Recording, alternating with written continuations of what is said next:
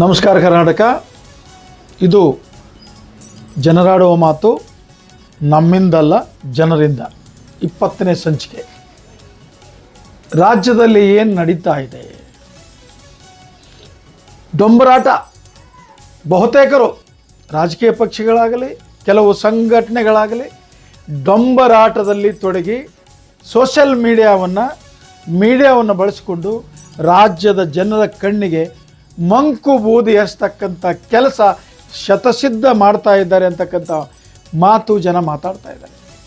ಏನಪ್ಪ ಹಿಂಗೆ ಬರ್ತಾ ಇದೆಯಲ್ಲ ಅಂತ ತಮ್ಮ ವಿಚಾರ ಬರ್ಬೋದು. ಇವತ್ತು ನೀವು ನೋಡ್ತಾ ಇದ್ದೀರಿ ಕೆಲವೊಂದು ಪ್ರಕರಣಗಳು, ರಾಜಕಾರಣಿಗಳು ಒಬ್ಬರ ಮೇಲೆ ಒಬ್ಬರು ಕೆಸರೆರ್ಚಾಟ. ಇವತ್ತು ಬಹುದೊಡ್ಡದಾಗಿ ನಿಂತಿರುವುದು ಯಾವುದು ಅಂದರೆ ಧರ್ಮಸ್ಥಳದ ಒಂದು ಪ್ರಕರಣ. ನಿನ್ನೆ ನೋಡಿದೆ ನಾನು. ಧರ್ಮಸ್ಥಳದಲ್ಲಿ ಒಂದು ಪಕ್ಷದ ಬೃಹತ್ ಕಾರ್ಯಕರ್ತರು, ಮುಖಂಡರುಗಳು ಸಭೆ ಮಾಡಿ ಮಾತನಾಡುವುದೇನು, ಭಾಷಣ ಹೊಡೆಯುವುದೇನು? ಅಯ್ಯೋ, ಈ ರಾಜ್ಯದಲ್ಲಿ ಕಾನೂನು ಇಲ್ವೇ? ಕಾನೂನು ಕೆಲಸ ಮಾಡ್ತಾ ಇಲ್ವೇ? SIT ತನಿಖೆ ಆಗ್ತಾ ಇಲ್ವೇ? ಯಾಕೆ ನೀವು ಇಷ್ಟೊಂದು ಜನ ಅಲ್ಲಿ ಸೇರಿ ಮಾಡೋದು ಅಗತ್ಯ ಏನಿತ್ತು? ನೀವು ಎಲ್ಲ ಪಕ್ಷದ ರಾಜಕಾರಣಿಗಳು, ಎಲ್ಲ ಪಕ್ಷಗಳು ಮೂಲ ಗ್ರಾಮದ ಇಂದ ಇವನ್ನು ನೀವು ಕ್ಯಾಪಿಟಲ್ ಸಿಟಿವರೆಗೂ ಕಾರ್ಯಕರ್ತರನ್ನು ಹೊಂದಿರ್ತೀರಿ.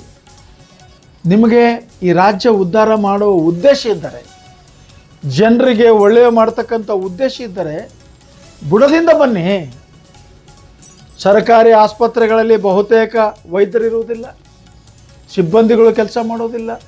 ಸರ್ಕಾರಿ ಶಾಲೆಗಳಲ್ಲಿ ಅವ್ಯವಸ್ಥೆ ಆಗರ, ಮೂಲಭೂತ ಸೌಕರ್ಯಗಳಿಲ್ಲ. ರಸ್ತೆಗಳು ನಿರ್ಮಾಣ ಪೇಪರಲ್ಲಾಗಿ ರಸ್ತೆ ಇರುವುದಿಲ್ಲ, ಕುಡಿಯುವ ನೀರು ಸಿಗುವುದಿಲ್ಲ. ಇದಕ್ಕೆಲ್ಲದಕ್ಕೂ ಹೋರಾಟ ಮಾಡಿದರೆ ನಿಮಗೆ ಪುಣ್ಯ ಬರುತ್ತದೆ.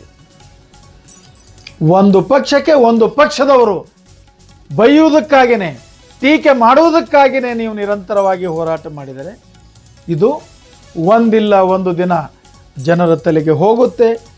ಆವಾಗ ನಿಮ್ಮ ತಲೆನೂ ಜನರು ಏನು ಮಾಡ್ತಾರೆ ಗೊತ್ತಿಲ್ಲ. ಹೀಗೆ ಹೇಳ್ತಾ ಇದ್ದಾರೆ ಜನ.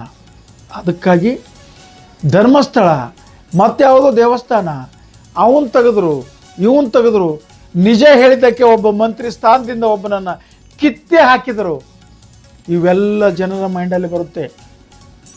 ಯಾರು ಆ ಸಚಿವನನ್ನು ಕಿತ್ತು ಹಾಕಿದರು, ಆ ವ್ಯಕ್ತಿಯಿಂದ ಆ ಪಕ್ಷನೇ ಇಲ್ಲಿ ಕರ್ನಾಟಕದಲ್ಲಿ ನೆಲ ಕಚ್ಚಿದರೆ ಯಾರೂ ಸೋಜಿಗತೆಯಿಂದ ನೋಡಬೇಕಾಗಿಲ್ಲ, ಯಾರಿಗೂ ಆಶ್ಚರ್ಯವಾಗಬೇಕಾಗಿಲ್ಲ ಅಂತಕ್ಕಂಥ ಮಾತು ಇಲ್ಲಿನ ಬುದ್ಧಿವಂತರು ಮಾತಾಡ್ತಾ ಇದ್ದಾರೆ.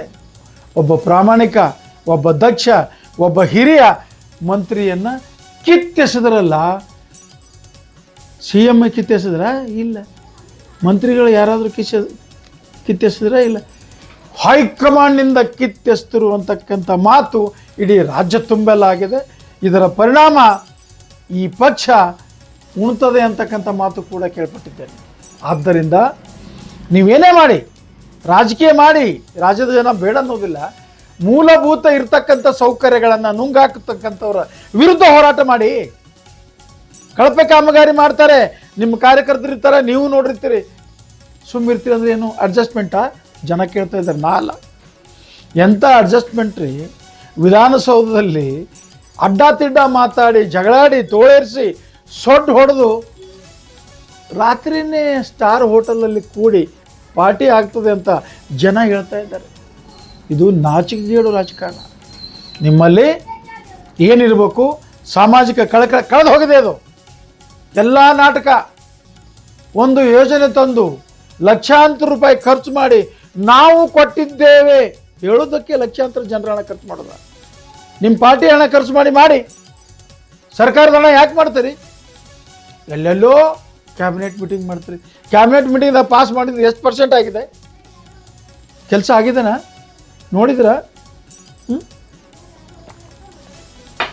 ಒಂದೇ ಕಲ್ಲಿನಲ್ಲಿ ಸಾವಿರಾರು ಕೋಟಿ ಯೋಜನೆಗಳ ಕಾಮಗಾರಿಗಳಿಗೆ ಅಡಿಗಲ್ಲು. ಒಂದೇ ಕಲ್ಲಿನಲ್ಲಿ ಆ ಕಾಮಗಾರಿಗಳ ಉದ್ಘಾಟನೆ ಎತ್ತಕ್ಕಾಗಿ ಇಟ್ಕೊಂಡಿರ್ತಾರೆ. ಅಲ್ಲಿ ಮಂತ್ರಿಗಳಾಗಲಿ, ಮುಖ್ಯಮಂತ್ರಿಗಳಾಗಲಿ, ಹಿರಿಯ ಅಧಿಕಾರಿಗಳಾಗಲಿ ಆ ಕಟ್ಟಡವನ್ನು ನೋಡಲಿ, ಚೆನ್ನಾಗಿ ಕಟ್ಟಿದ್ದಾರೋ ಅಥವಾ ಕಳಪೆಯಾಗಿದೋ ಅನ್ನೋ ಉದ್ದೇಶಕ್ಕಾಗಿ ಉದ್ಘಾಟನೆ ಮಾಡಿದ್ದಾರೆ. ಬಟ್ ಜನರಿಗೆ ತೋರಿಸಿ ಮಂಕು ಬೂದಿ ಎರಚುವುದಕ್ಕೆ ಈ ಉದ್ಘಾಟನೆ ಇಟ್ಟುವುದಿಲ್ಲ ಅಂತಕ್ಕಂಥ ಮಾತು ಜನರು ಮಾತಾಡ್ತಾ ಇದ್ದಾರೆ. ಆದ್ದರಿಂದ ಈ ರಾಜ್ಯದಲ್ಲಿರ್ತಕ್ಕಂಥ ಎಲ್ಲ ಸಂಘಟನೆ, ಕೆಲವೊಬ್ಬರು ಚೆನ್ನಾಗಿದ್ದಾರೆ, ಕೆಲವೊಬ್ಬರು ಆಗಿದ್ದಾರೆ. ಎಲ್ಲ ರಾಜಕಾರಣಿಗಳು ಆಗಿಲ್ಲ, ಅದರಲ್ಲಿ ಒಳ್ಳೆಯವರಿದ್ದಾರೆ, ಅದರಲ್ಲಿ ಕೆಟ್ಟವರಿದ್ದಾರೆ. ಇದನ್ನೆಲ್ಲವನ್ನು ಅರಿತುಕೊಂಡು ನೀವು ಕಾರ್ಯಪ್ರವೃತ್ತರಾದರೆ ಮಾತ್ರ ಈ ರಾಜ್ಯದಲ್ಲಿ ನಿಮಗೆ ಭವಿಷ್ಯ ಇದೆ ಅಂತಕ್ಕಂಥ ಮಾತು ಕೂಡ ಜನರು ಎಚ್ಚರಿಕೆ ಗಂಟೆಯಾಗಿ ಬಾರಿಸ್ತಿದ್ದಾರೆ.